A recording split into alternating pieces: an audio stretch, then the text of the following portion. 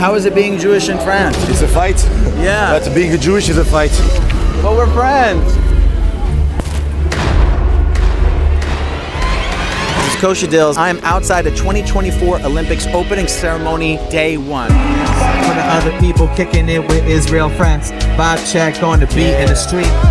We got people from here all over the world. We got France in the house. Got the hostages here to people keep them in mind. We're gonna be talking about Munich 1972 to see if people know what even happened. Watch this. And we hope that Israel has a wonderful Olympics, especially after the tragedy. 72. Do you know the story of Munich 1972? Yep. 11. No, I don't. Do you know what happened? Yes. No. Yes. No? 1972, there were 11 Israeli athletes and coaches that were murdered in a terrorist attack. Okay. Yeah. Did you ever hear this story? No.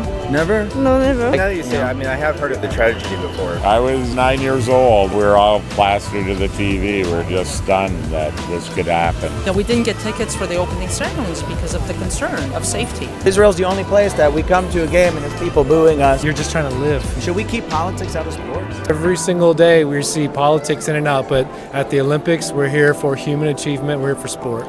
People are scared to have the flags of the country. We should be able to cheer for our country. It happened. It's horrible, but they're getting threats again now. The security is like another level. So we're looking at opportunities to educate people. That's how the world is, but Israel will always be. We're looking for some Israel friends. Are you guys Israel friends? Absolutely. France like Israel? Yeah. Okay, tight. We're a team. Thanks. Nice to meet you. I'm all for Israel. There you go. We appreciate it. Indians have no issue with anyone. Talk about it. I love it. We hope for a peaceful time for everybody. Hello, goodbye, and peace. Shalom. How do you say peace? Bus. Paz, like shalom.